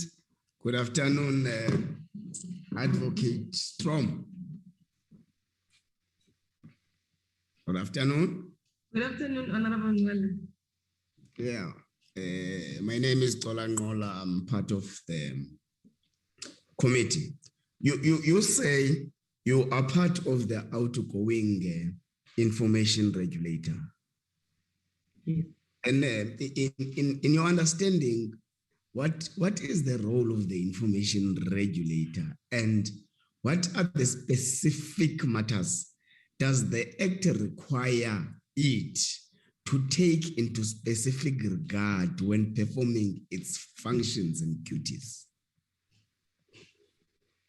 Okay, the Information Regulator is an independent body established in terms of section 39 of the Protection of Personal Information, which deals with the right of privacy of data subject. That emanates from the constitutional right, section 14 of the Constitution, is the constitutional right to a right of privacy. Now, the regulator will regulate how responsible party process personal information of data subject. The Act provides that anybody who processes personal information of any person must do it in a responsible manner. That means that is premised on the 8 conditions that we find in Chapter 3 of the Act. And our mandate, it's clear, our powers and duties, no, our mandate is on Section 39, our powers and duties are on Section 40. If you go to Section 40, you'll see all our powers in terms of what we need to do as a regulator. So that informs basically the mandate of the regulator. We touches on the issues of journalism in the beginning, journalistic and artistic exclusions in the Act. We talk about issues of special personal information of children,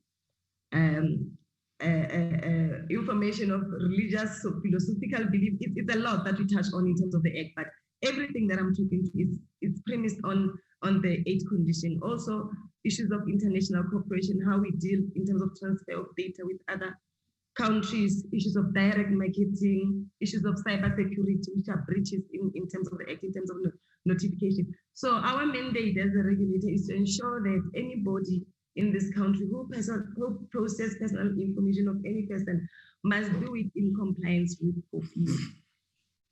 Okay. Why is the impartiality and independence of the regulator so important? It's very important and very important, even at a political level, it's very important. For an example, I'll give you an example with today's judgment of Amabungani versus SARS and the former president. The court, I read because I got the judgment this morning, so I haven't read the whole judgment. I wrote the shorter version of it. The court found in favor of Amabungani. This is all in terms of section 35 of Paella. There's a mandatory non-disclosure of SARS record, which is in Paella. But today the court found favor of Amabungani, that Amabungani can actually access those text records. Now, Honorable Ngola, coming to your question previously where you asked the intersection between POPIA and Paella, we don't know whether Amabungani is going to, SARS is going to appeal this matter based on Paella to say we've got a mandatory non-disclosure, or they'll use POPIA to say text information is part of the definition of personal information. So that's where we're going to get our jurisprudence in terms of POPIA and Paella. It's starting now. Thank you. Okay. You equally answered the question I asked somewhere on the balancing act between Paella and POPIA. Nevertheless, let me take my last question, Chair. There is an ongoing discussion within government on the important digital economy and the 4th industrial revolution. Do you believe that the information regulator must be included in those discussions? And if the answer is in the affirmative, how so or why so? Okay, yeah, thank you very much. I agree that the regulator should be included in the 4IR, and we have done this on our last International Day of Universal Access to Information. And we invited the then Honorable Minister Stella Ndabeni-Abrams, because 4IR, remember, is housed within communications. But for us, it's a human rights issue. We see access to information as a human rights issue. Hence, we felt that, we are also involved within the issue of 4IR. We are living in a digital world where there's Internet of Things, robotics, everything is digital now. So there is no way, for an example, if a robot, or for an example, these drones, a drone will come, listen to what you're saying, then they take information away to to the sender. So, I mean, it's part of OIR. It's doing things not physically, but there's this technology behind. So in that doing, obviously, rights of people can be violated. Advocate Strong, thank you very much. Thank you very much. Thank you very much, Advocate Strong. Thank you, Honorable Ngola. Advocate Honorable Janji.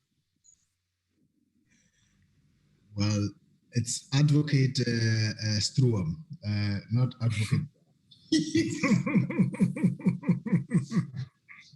Thank you, Chair. Advocate Struam, you are an incumbent and you bring that advantage into this interview. So allow me to exploit that advantage. Let me do this. There's a statement that says the process of accessing information as set out in Paella can be regarded as very cumbersome and very tedious. Do you agree? Previously so, but since the coming into effect of Paella, no, because Paella has actually certain section in Paella have amended Paella. So if you look at the enforcement now, Paella is amended. The enforcement in Paella are the same now as in Paella. We remember the challenges with Paella is that if you request information records from an information office and they refuse, there's no internal mechanism. You either have to go to court, and nobody afforded to do that. But now there are internal mechanisms in place. You can actually lodge a complaint with the regulator. You can refer the matter to the enforcement committee. The enforcement committee can take the matter to the regulator. Okay, let's pause there. Let's pause there. I know you like to take control. Let's pause there. If you agree with that statement, are you then saying it would also be easy for community members to access information using Paella procedures? Yes, yes. With the new Paella amended by Paella, yes. Together with the yes. Okay. Now that you're incumbent, you're there, can you demonstrate to me in the last 5 years or so whether you have come across and assisted any particular community as information regulator to access information? Because I work in Delft and the Delft community doesn't seem to share your optimism on this issue. Correct. I don't have any experience 5 years back because we took the Paella mandate from the South African Human Rights Commission this year in June, 30th of June. So there was no way we could, the mandate was still So your statement that is an affirmative from you that says it's no longer a cumbersome and tedious process. Is it based on the period from July, because you would not have known how it was dealt with before then? Yes, yes. July, September, also after the minister had promulgated the Paella regulations. Okay. Thank you. Let's go to the next question just for its complete sake. Share with the panel, in terms of your own experience, how the information regulator keeps the balance, and give me example, if you can, keeps the balance between the two extremes. One of its responsibility to protect personal data or privacy, and it's a role to promote the recourse to those that are claiming the right of access to information. Yes, like I said, both the rights emanate from the constitutional mandate. Previously, from the constitutional mandate in terms of 14 promotion, access, it's section 32 of the Constitution. What we're saying is that in terms of protection of personal information, we are saying the message that the regulator is putting out is that anybody who processes personal information of any person must do it in a responsible manner as provided for in Paella. And in terms of access to information, anybody can lodge a request or a complaint. A requester can lodge a request or complaint to the regulator requesting access to records, which I say the process now has been remedied by Paella, has been amended by Paella. Okay, let's pause there. Thank you, Chair. Thank you very much, Honorable Janji. Honorable Ramolo Beng. Thank you, Chair. Good afternoon, Advocate Strom. Good afternoon, Honorable Ramolo Beng. I hope you're good. I've been seeing that these matters are straight from your heart, how you respond and so forth.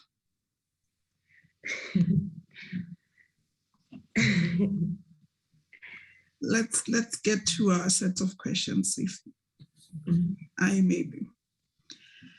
As a member of the Information Regulator, you will require leadership skills, but also be prepared to work with other members, accountable to the chairperson of the regulator. How would you describe your leadership style? And how would people who you have worked with previously describe you as both a team player and a leader? Okay. When I joined the regulator, it was 4 members, yes, with the chairperson, and we went on this role until we are finishing our term, all of us in the year end.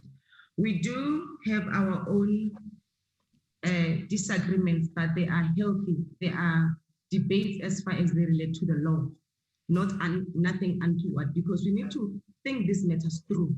So our debates mostly as members and chairperson is based on the law, but nothing that is untoward, like having disrespect among each other. No, it's healthy debate. We have robust discussions, because at the end of the day, we need to vote in terms of issues of principle that takes the regulator forward. I'm a team player. I like things being done. I adhere to timelines, and sometimes I tend, for now it's not easy because we've got new staff members, so we have to sort of hold people by hand to say, this is where we're going, but I would describe it as a team leader and a team player. Okay. I haven't met a team, by the way, because we have just had staff, and I haven't even met some of the staff because in person since the lockdown. Okay, fair enough, because I was about to ask. In the past years, a number of data breaches have occurred in which the personal information of millions of South Africans was released onto the internet. Please explain how data protection laws can protect the personal information of data subjects. Thank you, Chairperson. I'll touch on the point that I've touched on earlier about the Cyber Crimes Act, but I'll start with Paella. In terms of Section 22, you can send them, if there's a breach, the responsible party has a duty to notify the regulator as soon as reasonably possibly so about that data breach. We have experienced a lot, but remember the ones that we experience are before they come into effect of Paella. And in terms of the Cyber Crimes Act, now breaches, especially for electronic communication service providers and bank institutions, financial institutions like banking, you have to report within 72 hours. So I think once this Cyber Crimes Act comes into, because I think the President has signed the Act, but the commencement date has not yet been published in the Government Gazette. Once it gets published, then we'll be able these two acts contemplate each other. Like I said initially, that there's certain provision in the Cyber Crimes Act that talks to Paella, so we'll be able also to align and use the powers that are there in the Cyber Crimes Act to work together with our counterparts. Thank you, Honorable Member.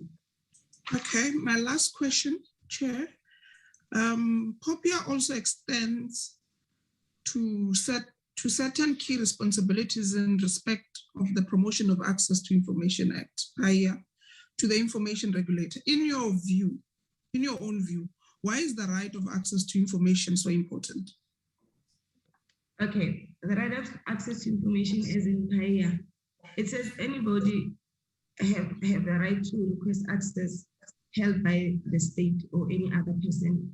Like I've given a practical example that, if people know how to exercise their right in terms of fire, it will be, the corruption would not be at the level where it is. Because, for an example, the example that I made, that once a tender is being issued and you're not happy, at this stage, you can actually use fire to request the process in terms of how the tender was awarded, rather than waiting for the tender to be awarded. Then it's a corruption case, So Paella has a lot of enforcement mechanism that can actually assist our country, even together with a security agency, in order to curb corruption. Because with the complaints that we receive now as related to Paella, you can see there is an element of corruption in those complaints against certain government departments and municipalities. Thank you, Advocate Strom. I will end there. Thanks, Chair. Thank you very much, Honorable Ramo Lubeng. Advocate Strom, few questions on my side. Do you think that the interviews were fair? Yes. Do you think the questions put to you were fair? Yes. Okay. Now, thank you very much for making yourself available to be interviewed. As you know that your term as the current regulator comes to an end on the 30th of November. We are going to be making recommendations to the National Assembly, and the National Assembly will communicate its decision to the President, who will make their appointments. Everybody will know whether they've been appointed or not before the 30th of November. We are working around the clock to ensure that by the time the 30th of November comes, we do have a new information regulator. But thank you very much for making yourself available. Thank you very much. We don't take it lightly. We really appreciate you making yourself available. Thank you very much. Thank you very much, Honorable Chairperson and Honorable Members, for giving me the opportunity to go through the interview process. I wish myself good luck and everybody who's part of the candidates good luck, so that we've got members there's a regulator in December actually, because kind of one member who can take this regulator forward. I thank you. Thank you very much. Members, that brings us to the end of part 1. Can we meet at 5 to 2 so that at 2 o'clock we start with Advocate Penzi Tlakula? Is that in order, members? Noted, Chair. Yes, Thank Chair. you very much. Thank you very much. Let's meet at 5 to 2. Chair, sorry, Chair. Yes. We will use the same link, Chairperson, but we will end this meeting now and reconnect at Correctional as staff. Okay. But we'll use the same link. Okay, thank you very much. Okay, thanks, Chair. Thank you.